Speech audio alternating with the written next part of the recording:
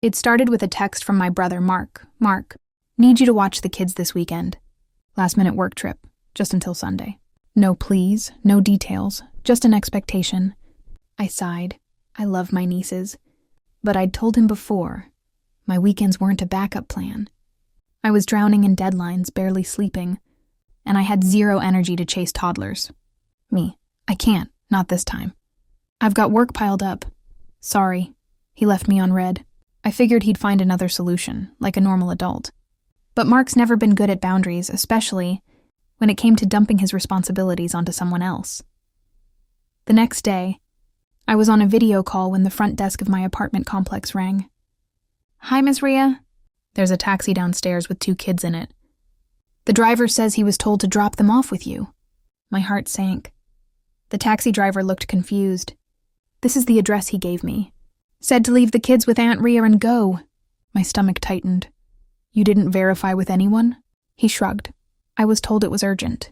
He paid cash, big tip. I assumed you knew. The driver pointed to a unit 2 floors below mine. Apartment 3B. Not my apartment. Not my neighbors. Just wrong. I peeked inside the cab again. The girls looked tired but unharmed. The younger one, Ella, clutched a stuffed rabbit. Auntie Rhea? She asked quietly. I nodded and gently led them inside, to my apartment this time. Once they were safe on the couch, I called Mark. He didn't answer. I called again and again. Finally, I texted. You sent your kids to the wrong address. You're lucky I found them. No reply. Hours passed, no check-in. No guilt, no updates. By the next morning, I still hadn't heard a word. That's when I made a decision. I called the police. I didn't want drama. I wanted a record, a report that said, clearly these children were abandoned, dropped off without permission, no contact from their legal guardian. And that's when I learned something chilling. The officer paused. We've been trying to reach their father, too. His phone's been off since Friday. There was a car reported abandoned an hour from the city, registered to a Mark Emerson. My blood froze. This wasn't just irresponsibility. Something was seriously wrong. The officer asked me to stay with the girls while they followed up on some leads. His tone was too calm, too careful. I knew that tone. I used it once when telling my best friend her cat had been hit by a car. You don't use that voice unless you're bracing someone for impact. Later that night, as the girls slept on my pull-out couch, I sat in the kitchen staring at my phone. Still no word from Mark, until it rang, unknown number. I answered immediately. Miss Emerson? Yes, who is this? This is Detective Hall. I'm calling in reference to your brother, Mark Emerson. I'm sorry to inform you. He's been found. Silence, not even breath. He's alive, the detective continued. But he's being held for questioning. There's been an investigation into financial fraud, and he attempted to flee the state. Left the kids behind and disappeared. I felt like the floor dropped under me. So he didn't go on a business trip?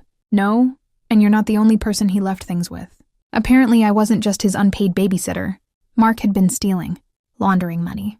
And when it all closed in, he panicked. Dumped his kids, abandoned his car, and ran. But the taxi driver messed up the address. One mistake that led to everything unraveling. And now he was caught.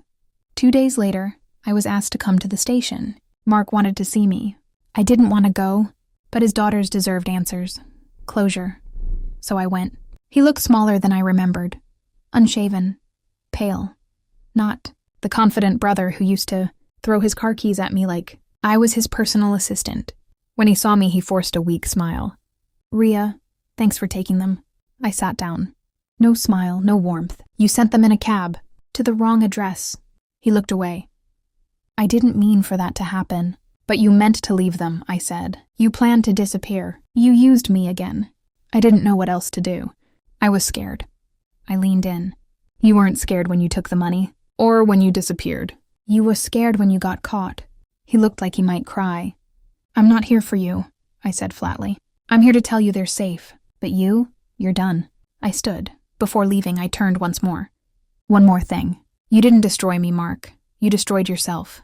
After the visit, everything changed. CPS got involved. Temporary custody was offered, then me.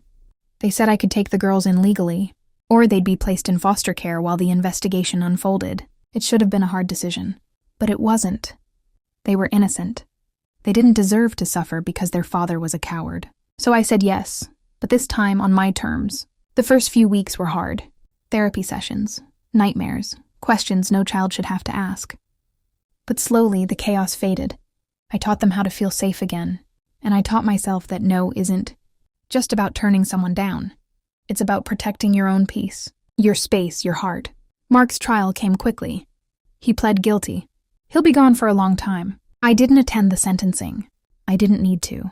He's living with the consequences of his choices. And I'm living with 2 little girls who now know what real love and stability look like. I said no, and it saved all 3 of us. Thank you for watching. Don't forget to like and subscribe my channel to get more stories.